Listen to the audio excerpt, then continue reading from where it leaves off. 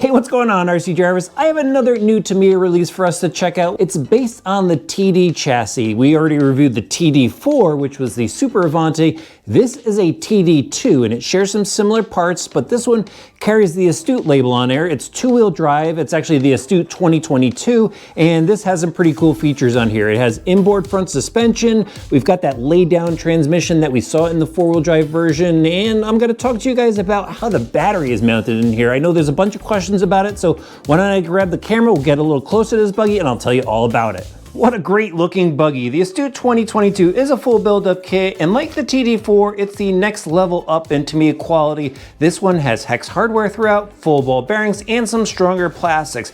First up, let's start off with the body on this thing, and I love the kind of F1 styling that this thing has to a really low profile in the front. We've got the driver cockpit here, and I like how they give you some masking tape so you can block off the side and see the shock inboard there. That's a really cool look to it. I do like the fenders on here. I don't know how much I'm actually going to go and run them. Once I start really driving this thing, I might go and pull those off, maybe change out the tires as well, but getting a little too far ahead. Let's get back to the body here. This does have to be painted. You'll need some mica red for that, and you do have to go ahead, cut out all the decals, cut out the body as well. It's just a full Lexan piece, you know, like we're used to. Same with the spoiler out back. You'll have to cut that down. That actually has ridges on it, so if you want to leave some higher side dams or a little bit taller rear to it, you could go ahead and do that, get some more downforce, but really cool looking body overall. Let me know what you think about it in the comment section below. Let me know what you think about the Astute name as well. I know some people kind of wanted to leave that to the older performance two-wheel drive buggy, but I'm kind of cool with it, especially since they threw the 2022 label on there. I like the Astute name. I like it on this buggy. Now let's go ahead and pull this body off so we could talk about the chassis and some of the suspension features. All right, there we go. We've got the body off. You can see the suspension now. You can see the chassis set up, and the rear of it, again, is much like the TD4. In fact, I mean, it's pretty much the same exact buildup. The only difference is there are these plugs that go into the front where the propeller shaft would have come out for the four-wheel drive, and there's also an insert that goes in here where the bevel gear would have gone into place. But it's pretty much a 3-gear transmission, and it's kind of a laid down transmission, kind of like what we're seeing on other performance two-wheel drive cars that are out there. So it's got a really low setup to it. There is a ball differential in there. We do have steel axles out back, steel dog bones, excuse me, with steel axles out to the wheels. So it's pretty much, again, like what we've seen before on the TD4, and I think it's going to translate really well as a two-wheel drive vehicle, just, you know, the low transmission setup. There isn't a slipper clutch. They do have that as an aftermarket option if you want to go and throw it in there. There's just a standard spur gear mounting plate, and of course your spur gear, I believe it was a 72 if I remember correctly. They give you a pinion gear in the kit as well, but I went and threw the 18-tooth pinion gear in there that I had. Actually, what I did, let me just jump ahead here. I ripped the electronics out of my TD4, put them in here because I had a 17.5 motor, and it was a little slow in that, but I think it's gonna be perfect for this two-wheel drive setup. So that's why I went and ripped all the electronics out, put them right into here. Everything fit nice and perfectly since it was already all laid out for that buggy. But anyway, back to the chassis now. So here is the chassis setup, just like the TD4. This is the FRP plastics. So these are stronger. You could actually see it's a different kind of sheen to it than some of the other plastics that are on here. And actually the arms as well are a bit tougher, but let me stick to the chassis because what I wanted to show you is the battery mounting system. So in the TD4, we had the battery in the center. We had to pull up the front suspension to access the battery. Here it slides in through the side, and we kind of thought that was going to happen, and all you have to do here is, you know, pull these body clips out. You got to actually do this on either side and pop down this little end cap, and you could slide your battery in. But you could slide LiPo batteries in there, just much easier to access than the four-wheel drive vehicle. Not that that was too bad. I mean, when it comes down to it, a few extra seconds to swap out the battery in that wasn't really that bad. The only thing is, you know, you can't really use a shorty LiPo in here. There's no stops basically for it. Would have been nice. if you were able to just fit a shorty in there, so you would have a nice centralized weight setup. But a standard stick pack will slide right in, and it'll probably do the job for what this vehicle is intended to do, which is kind of a more high performance backyard basher buggy. Not exactly a racing vehicle, although I kind of want to hit the track with it, but definitely will be a great performer when you're fooling around and bashing around in your backyard or whatever. So let's talk about some of the other details. We still have this tunnel here that will direct air into where the motor is. You could go and put a fan in there. We've got this center brace that kind of helps stiffen up the center of the chassis, and that's where the driver mounts to as well. We've got this little cross brace here with a little hoop to it. The front is where the changes really start to come into play. So here is the front suspension setup. Let's just dive right into that. And so we've got this upper chassis brace setup that goes right into the front bulkhead, large front bulkhead piece, and then right below the shocks is kind of this tray, and between the upper brace and this lower tray, it really helps stabilize the front of this vehicle, so there is no flex in the front whatsoever. There's cross bracing here as well, but really a nice setup. Really neat how they made all of this work. Actually, here are the front shock mounts kind of just peeking down through the bottom of the chassis, but it is a pretty rigid setup. Now the arms, again, these are from the TD4. These are nice and rigid. They even use the TD4 caster blocks and steering knuckles. The only thing missing throughout this obviously is the driveline parts. No axles, no stub axles. We do have unique two-wheel drive stub axles in the front, secured into the steering knuckles and supported by ball bearings, captured hinge pins throughout. And now let's get into the shocks and how they work. So obviously you could see this rocker setup here. We've got push rods up to the rocker, and then it pushes down on the shock. And Tamiya has actually been using rocker style suspension since 2001, and they've got a huge list of vehicles that they've been using the rocker style suspension arm on. So if you're about to jump down into the comments and talk about the other manufacturer that has a patent on it and this, that, the other thing, please don't. We're here to talk about the TD2. I don't want to take anything away from this car. Let's move on to the rear suspension now. Again, same as the TD4. We've got these nice strong arms, oil-filled shocks on the back, and if you notice, it also has different colored springs on here, so it is tuned for two-wheel drive use, whereas the four-wheel drive has black springs throughout there, so they did go and change that up.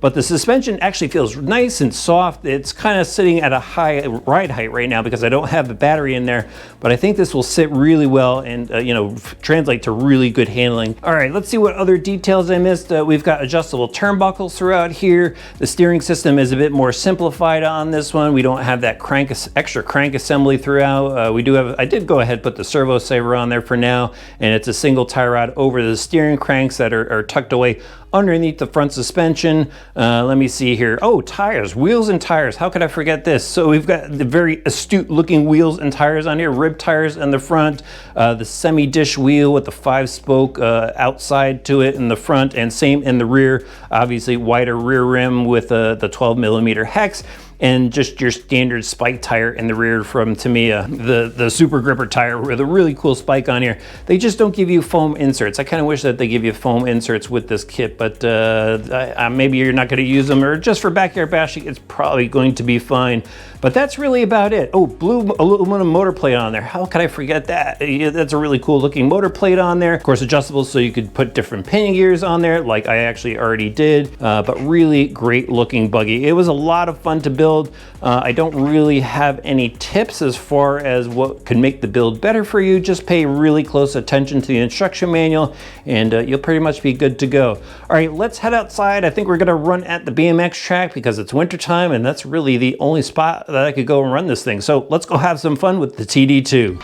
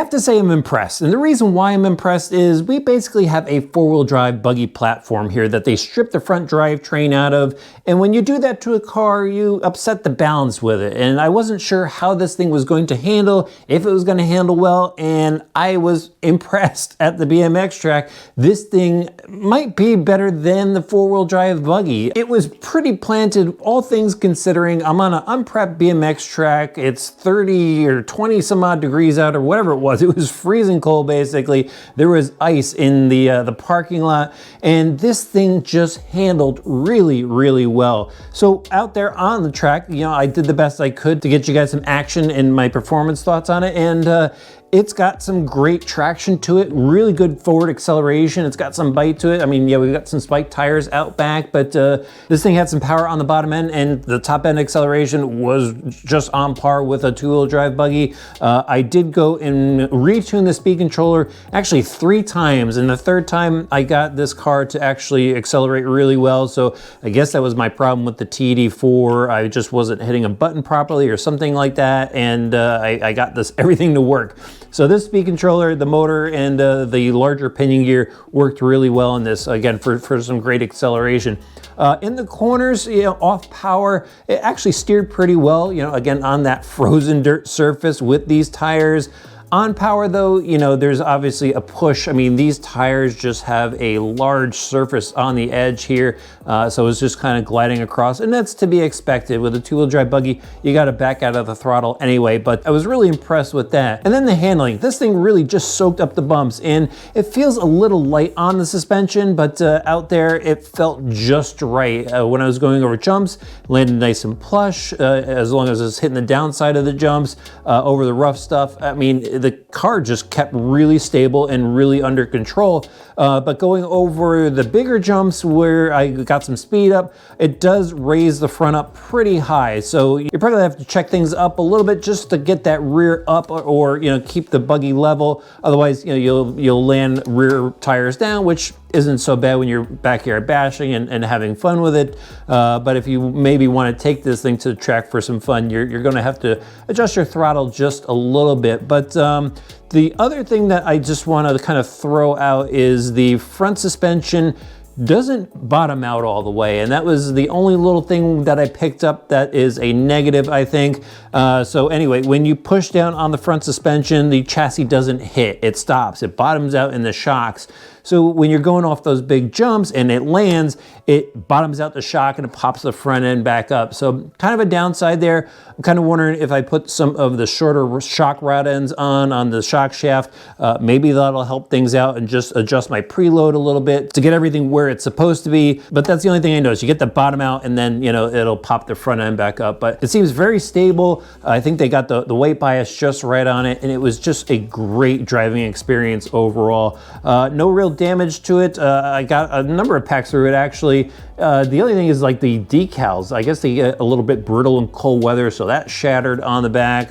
You know, I got some scratched up stuff. The bottom chassis does show some wear already, so just be aware of that. The type of surface that you're running on, and even the front skid plate here. I'd watch this area and maybe even get some chassis protectant material for that part. But other than that, it was a really awesome time. I really love driving this buggy. I love building this buggy up.